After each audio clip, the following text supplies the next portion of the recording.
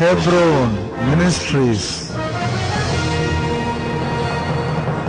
2 கொரிந்தியர் 3:1-2 வாசிப்போம். எங்களை நாங்களே மறுபடியும் மெச்சிக்கொள்ள தொடங்குகிறோமோ, எங்களை நாங்களே மறுபடியும் மெச்சிக்கொள்ள தொடங்குகிறோமோ, அல்லது சிலருக்கு வேண்டியதா இருக்கிறது போல, அல்லது சிலருக்கு வேண்டியதா இருக்கிறது போல உங்களுக்கு உபசார நிருபங்களை அனுப்பவும், உங்களுக்கு உபசார நிருபங்களை அனுப்பவும், உங்களிடத்தில் உபசார நிருபங்களை பெற்றுக்கொள்ளவும், உங்களிடத்திலே உபசார நிருபங்களை பெற்றுக்கொள்ளவும் எங்களுக்கு வேண்டியதோ எங்கள் இருதயங்களில் எழுதப்பட்டும், எங்கள் இருதயங்களே எழுதப்பட்டும், சகல மனுஷராலே அறிந்து வாசிக்கப்பட்டும் சகல மனுஷராலும் அறிந்து வாசிக்கப்பட்டும் இருக்கிற எங்கள் நிருபம் நீங்கள் தானே. எங்கள் நிருபம் நீங்கள் தான். You are our epistle written in our hearts, known and read by all men. ஆண்டவர் தேவன் இன்றைக்கு நம்மோடு கூட பேச வல்லமை உள்ளவராய் இருக்கிறார். ஹல்லேலூயா. இந்த வேத பகுதியில் 4 பகுதிகள் மிக மிக முக்கியமான பகுதிகள். ஒன்று, இந்த செய்தியுடைய தலைப்பு என்ன? New கவர்னன்ட் ministers. 4 காரியங்களை இதில் நம்ம பார்க்க போகிறோம் இன்றைக்கு. ஒன்று, எக்ஸால்டேஷன். ஊழியத்தில் வருகிற புகழ்ச்சியை நீ விரும்பக்கூடாது என்று பவுல் நமக்கு கற்றுத்தரான். கொரிந்து சபைக்கு எழுதும் பொழுது, நான் எல்லாராலும் மெச்சிக்கொள்ளப்படுவதற்காக ஊழியம் செய்கிறானா, இல்லை நீங்கள் உபசரிப்பதற்காக நான் ஊழியம் செய்கிறானா என்று. எக்ஸால்டேஷன்னா மெச்சிக்கொள்ளப்படுதல், எக்ஸால்டேஷன், பிரைஸ், அப்படி புகழ்ச்சிக்காக ஊழியம் செய்யக்கூடாது என்பதை அவன் நமக்கு கற்றுத்தருகிறான். 2வது, மோட்டிவேஷன். அந்த ஊழியத்தில் என்ன செய்ய வேண்டும்? அநேகர் நீங்கள் உற்சாகப்படுத்த வேண்டும், ஊக்கப்படுத்த வேண்டும் என்று அவன் கற்றுத்தரான். கொரிந்து சபையை நல்லா உற்சாகப்படுத்துகிறான், ஊக்கப்படுத்துகிறான் என்பதை பார்க்க முடிகிறது. 3வது காரியம், ஆண்டவர் சொல்லித்தருக்கிற ரெசல்யூஷன். உன்னுடைய வாழ்க்கையில் ஒரு தீர்மானத்தை எடுக்க வேண்டும் அன்று அவன் அது காரியங்களை கற்றுத்தருகின்றான். 4வது காரியம், எல்லாரும் ஆண்டவருடைய ஃபவுண்டேஷன் இல்லாமல் எதையும் செய்யக்கூடாது. அவர்தான் நமக்கு ஃபவுண்டேஷன், அவர்தான் நமக்கு அஸ்திபாரமாக இருக்கிறார். அவரே இல்லாமல் அஸ்திபாரம் இல்லை என்பதை மிக அழகாக நேர்த்தியாக 4 காரியங்களை நமக்கு கற்றுத்தருகிறதை பார்க்க முடியுது.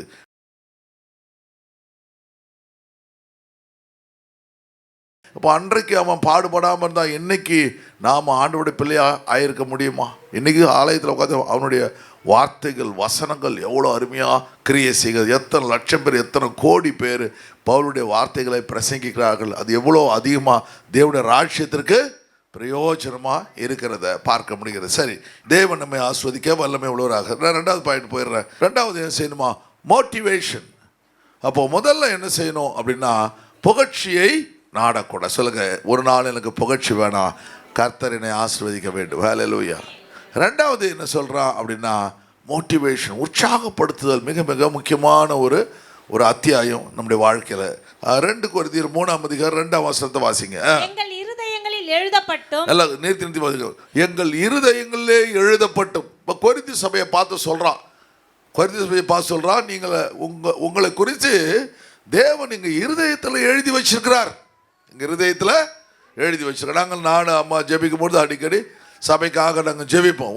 ஒருத்தி ஜெயிப்போம். அவங்களுக்கு உடம்பு சரியில்லை, அவங்க சொல்லுவாங்க, எனக்கு ஃபோன் பண்ணாங்க உடம்பு சரியில்லை. உடனே நாங்கள் ஓகே ஆண்டவரே, எங்கள் காரில் போனாலும் சரி, எங்கே இருந்தாலும் உடனே ஒரு 2 மினிட்ஸ் அவங்களுக்காக ஜெயிப்போம். அப்போது நீங்கள் அத்தனை பேரும் எங்கள் இருதயங்களில் எழுதப்பட்டு இருக்கிறீர்கள். சபையை அவன் ஸ்தாபிச்சுட்டு அப்படியே விட்டல, சபையை என்ன ஸ்தாபித்துட்டு அந்த சபையை தன் இருதயத்திலே எழுதி வைக்கிறான். ஹல்லேலூயா. திருப்பதியில் ஒரு சபை நமக்கு இருந்துச்சு. அது கொஞ்சம் பிரச்சனையால் அந்த சபை நடத்த முடியாமல் போச்சு. அப்போ போன வாரங்களில் அந்த சபை என்னப்பா ஆச்சுன்னு சொல்லி அந்த பாஸ்டர் பற்றி கேட்டேன். ஒரே பிரச்சனையாக இருக்குது ஐயா, நீ போயிட்டு அந்த ஓனர்கிட்ட போய்ட்டு எனக்கு ஃபோட்டோ போட்டு கொடுப்பான்ட்டு. நேற்று போய் அவன் அந்த ஓனர்கிட்ட ஃபோட்டோ போட்டு கொடுத்து, இவ்வளோ பணம் என்கிட்ட வாங்கினியே, மண் அடிக்கிறேன், அது அடிக்கிறேன், இது அடிக்கிற வாங்க, இவ்வளோ பணத்தை நான் செலவு பண்ணேன், இப்போ நீ சர்ச்சு கொடுக்காம ஏமாத்துற. நீயும் அவங்க அம்மா வந்து இது பழம் விற்கிறவங்க, வாழைப்பழம் விற்கிற அந்த அம்மாவுக்கு பயங்கரமான வியாதி இருந்துச்சு. அவங்க இந்த சர்ச்சுக்கு முன்னாடி வாழைப்பழம் வைப்பாங்க. அந்த வாழைப்பழம் வைக்கும் பொழுது அந்த வியாதி இருந்தனால அந்த வேத வசனங்கள், இந்த சவுண்டு கேட்டு அவங்க ஆண்டவரை ஏற்றுக்கொள்ள ஆரம்பித்தாங்க. பிறகு யாரோ ஒருவர் ஜெபம் பண்ணும்பொழுது அந்த வியாதி அவங்கள விட்டு போயிடுச்சு. அந்த அம்மா அவங்க ஆண்டவர்கிட்ட அழுது ஜெபிக்கும் பொழுது ஒரு பெரிய இடத்த அவங்களுக்கு அந்த அம்மாவுக்கு கொடுத்தாங்க. அந்த அம்மா சொன்னாங்க, நான் திருப்பதி மீட்டிங்கில் நான் வந்து இது மாதிரி கன்வென்ஷன் மீட்டிங் பெரிய மீட்டிங் நடத்தும் பொழுது அந்த அம்மா வந்து என்ன பண்ணுறாங்க, அந்த கூட்டத்தில் வந்து இயேசுவை தன் சொந்த ரட்சகராக ஏற்றுக்கிட்டு அவங்களே வந்து, ஐயா எங்களுக்கு உங்களுக்கு நான் என்ன செய்கிறேன், 6 கிரவுண்டு 30 சென்ட் உங்களுக்கு எப்ரோனுக்கு எழுதி வைக்கிறேன்னு அன்னைக்கு எடுத்துகிட்டு வந்து கையால் எழுதி கையெழுத்து போட்டு கொடுத்தாங்க. அதுக்கு போய் நம்ம ரிஜிஸ்டர் பண்ணி அந்த சர்ச்சை கட்டுறதுக்கு கடைசியில் சில பிரச்சனைகள் ஆகிப்போச்சு. அப்போது நான் சொன்னேன், உங்கள் அம்மா வந்து உயிரோடு இருக்கும்பொழுது எழுதி கொடுத்தாங்களப்பா, நீ தரமாட்டே அப்படின்னு சொன்னால் அவன் அதுக்கு பதில் சொல்ல மாட்டான். அப்போது அந்த சபையை குறித்த ஒரு பெரிய பாரம், எப்போ பார்த்தாலும் திருப்பதியில் ஐயோ ஒரு பெரிய சபையை நம்ம கர்த்தர் கொடுத்தாரு, அது கடைசியில் நடத்த முடியாமல் போச்சு ஒரு பாரம். அதை நான் போன வாரங்களில் கேட்டேன். அவங்க போய் நேற்று பால்ராஜெலாம் போயிட்டு இருந்து அது எல்லாத்தையும் சொல்லி எனக்கு ரிப்போர்ட் அவனை கூட வச்சுன்னு பேசுகிறாங்க. சரியா நான் ஏதாவது செய்கிறையா அப்படின்னு சொன்னான். சரி, அதுபோல் அந்த சபையை குறித்த பாரம் எனக்கு இருக்கிறது போல் உங்களுக்கு சபையை குறித்த பாரம் இருக்க வேண்டும். அல்லேலூயா. நீங்கள் எல்லாம் ஜெபிச்சுங்க, எனக்காக ஜெபிச்சுங்கப்பா, அம்மாவுக்காக ஜெபிச்சுங்க, எல்லாருக்கும் அந்த பாரம் உங்களுக்கு இன்னும் அதிகமாக வேண்டும் என்று சொல்லலாம். இருதயங்களே அது எழுதப்பட வேண்டும். பிறகு அவன் சொல்கிறான் பாருங்க, சகல மனுஷராலும் அறிந்து வாசிக்கப்பட்டும் இருக்கிற எங்கள் நிருபம் எங்கள் தானே அப்படின்னு அர்த்தம். நான் வந்து கொரிந்து சபையை ஸ்தாபிச்சுட்டு அந்த சபை எப்படி இருக்குன்னு சொல்லிட்டு ஒரு நிருபம், எபிசல்னா கிரீக் வேர்டு, எபிசல்னா நிருபம். நார்மலாக லெட்டர்னு சொல்லுவோம் பாருங்க, மெசேஜ்னு சொல்லுவோம் பாருங்க, மெசேஜ் அனுப்பின லெட்டர் எழுதின லெட்டருக்கு பதிலாக அவன் கிரீக் வேர்டை யூஸ் பண்ணுறான். எபிசல்னா நிருபங்கள் அப்படின்னு சொல்கிறான். நான் உங்களுக்கு வந்து நிருபங்கள் அனுப்பினேன், லெட்டர்ஸ் அனுப்பினேன், ஆனால் நீங்களே நிருபமாய் மாறிவிட்டீர்கள். எவ்வளோ அழகாக எழுதலாம் பாருங்க. எங்கள் இருதயங்களை எழுதப்பட்டும் சகல மனுஷன் அறிந்து வாசிக்கோன்னு இருக்கிற எங்கள் நிருபம் நீங்கள் தானே. அல்லேலூயா. நீங்கள் தான் எபிசல். நான் எழுதின லெட்டர்ஸ் முக்கியம் கிடையாது, நான் எழுதின நிருபம் முக்கியம் இல்லை, நீங்களே என்னை நிருபமாய் மாறிவிட்டீர்கள்.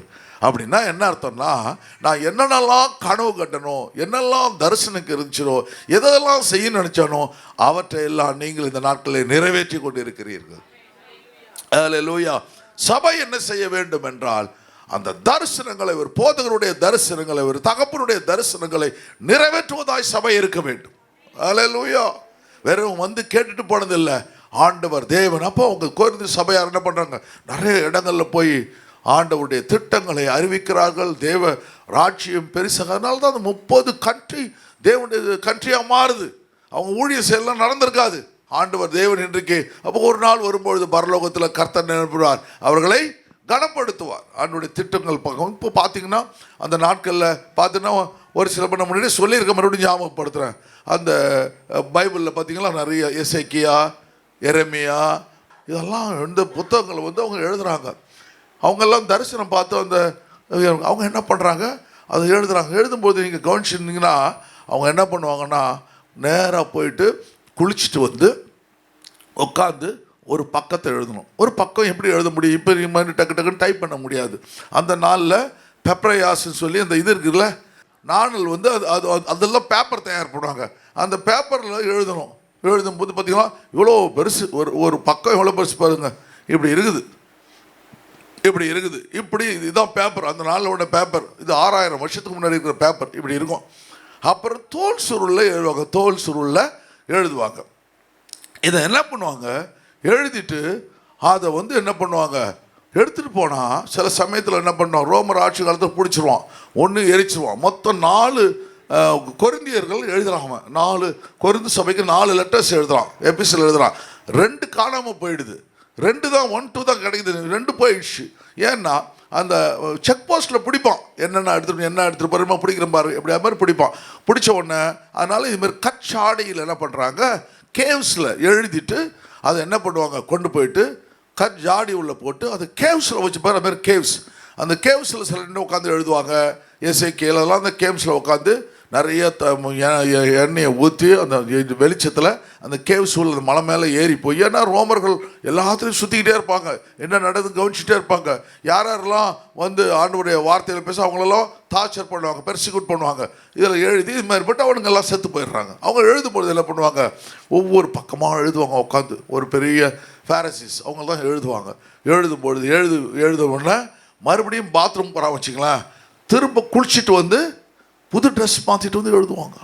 அப்படி எழுதப்பட்ட புத்தகம் இது. அதில் நம்ம அப்படியே தூக்கி விசிறி அடிச்சிடுறோம், அங்கே எங்கே போட்டுடுறோம், பேப்பர் கட்டில் போடுற ஆளுங்க கூட இருக்குதாங்க.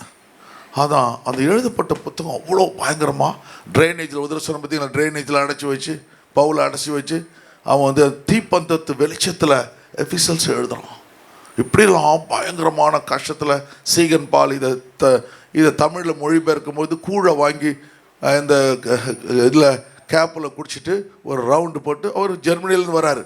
ஜெர்மனிலேருந்து வந்து அவர் சொல்லிட்டார், இல்லை நான் திரும்ப ஜெர்மனிக்கு போக மாட்டேன், நான் என்ன பண்ண போகிறேன், இது ஹீப்ரு பைபிளில் தமிழில் மொழியாக்கம் செய்ய போகிறேன்னு சொல்லிட்டு ஒரு ரவுண்டை போட்டு ராத்திரி பகல் கடற்கரையிலேயே படுத்து கிடந்தாராம். நீ அங்கே போகணுன்னா தரங்கம்பாடிக்கு போனீங்கன்னா தெரியும், அவருடைய கல்லர் அங்கே திரும்ப ஜெர்மனி குடும்பத்தை விட்டு வந்து திரும்பி குடும்பத்தை பார்க்கவே இல்லை, அங்கேயே செத்து போய் அங்கேயே அவர் அடக்கம் பண்ணப்படுறார். அப்படிலாம் எழுதப்பட்ட புத்தகம் இது. ஒரு பெரிய வேல்யூ இந்த புத்தகத்துக்கு இருக்கிறத பார்க்க முடியுது. அப்போ தான் சொல்கிறேன் எபிசல். அப்போது அதை கொரிந்து சபையார் உணர்றாங்க. அதுதான் அவன் சொல்கிறான், நான் நிருபம் எழுதல, நீங்களே நிருபமாய் மாறிவிட்டீர்கள், நீங்கள் தான் என் நிருபம் அப்படின்னு எழுதலாம். அந்த காரியங்களை ரொம்ப பெரிய கும்ரான் கேவ்ஸ், இதெல்லாம் அந்த கேவ்ஸில் கும்ரான் இடத்துல கண்டுபிடிக்கப்பட்ட ஓலைச்சுவடுகள், கும்ரான் என்ற இடத்துல கண்டுபிடிக்க அந்த என்னது தோல் சுருள் அதெல்லாம் என்ன பண்ண எடுத்து தான் 66 புத்தகங்கள் இதில் இணைக்கப்படுகிறது. வெவ்வேறு இடங்களில் கண்டுபிடிக்கப்பட்டதெல்லாம் சேர்த்து 66 புத்தகங்கள் எழுது தான் இதான் பைபிள் என்ற பத்மூஸில் எழுத வந்து ஜான் எழுதுறான். அது தான் கடைசி எழுதின புத்தகம், எபேசியல் எழுதின புத்தகம். அதுவும் இதில் எழுதப்பட்ட நடக்க போகிற சம்பவங்கள், உலகம் எப்படி அழியும், என்ன நடக்கும் பார்த்தீங்களா, என்ன நடந்துட்டு இருக்குது பார்த்தீங்களா, நினச்சி பார்த்தானா உங்கள் வாழ்க்கையில் நீங்கள் 4 bedroom ஹவுஸ் 5 bedroom ஹவுஸ் தான் பார்த்துருப்பீங்க. நான் கலிஃபோர்னியா போகும்பொழுது அங்கே பார்த்தேன் 54 bedroom house, 35 bedroom house, 44 bedroom house. எனக்கு அப்படியே ஆச்சுன்னடா, 54 bedroom யாரா இருப்பா, ஒரு பெருமை. கெனத் கோப்லன்னு ஒரு பாஸ்டர் இருக்காரு, அவருடைய லேண்ட் எவ்வளோ தெரியுமா, சொத்து 2000 ஏக்கர் வச்சுருக்காரு, ஓன் ரன்வே வச்சுருக்காரு, ஃப்ளைட்டு நேராக வந்து ஃப்ளைட் எடுத்துகிட்டு போவார் அவர். கெனத் கோப்லன் போட்டு பார்த்தா தெரியும். கெனத் கோப்லன் இது மாதிரி நிறைய பெரிய பெரிய ஊழியக்காரர்கள் எல்லாம் ஏர்க்ராஃப்ட் வச்சுருக்காங்க. ஆனால் என்ன நடந்தது பார்த்தீங்களா, இந்த ஒரு பெரிய ஃபங்க்ஷன் நடந்துச்சு கலிஃபோர்னியாவில்.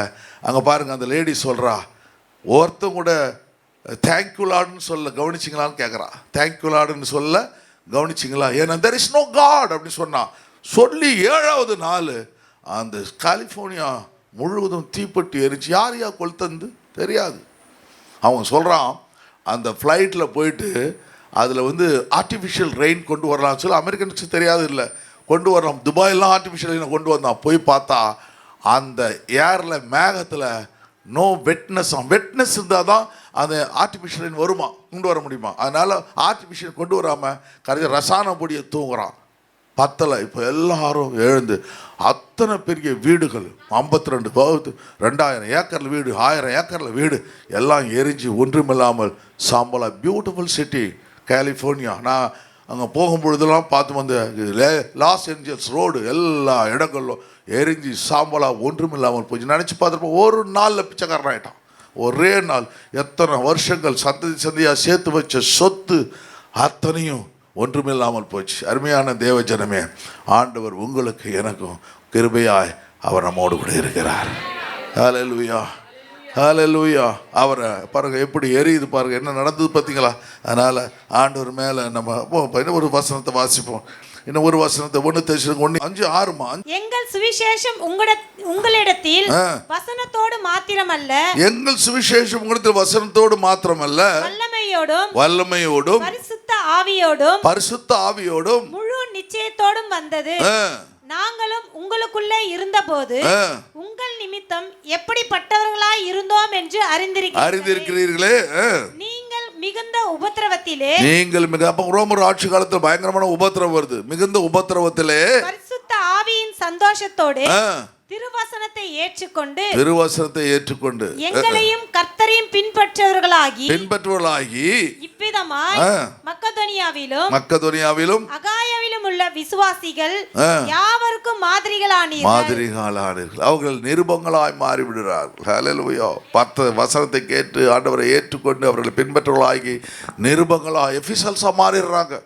ஹல்லேலூயா. அவரை குறித்து எல்லா இடங்களும் பேசுகிறார். தெசலோனிக்கே சபையை குறித்தும், அருமையான பிலிப்பி சபையை குறித்தும், எபேசு சபையை குறித்தும், கொரிந்து சபையை குறித்தும் எல்லாரும் பேசும்படியாய் கர்த்தர் மாற்றி விடுகிறார். அதுபோல ஒரு நாள் வரணும், எப்ரோன் சபையை குறித்து இந்த உலகம் பேச வேண்டும்.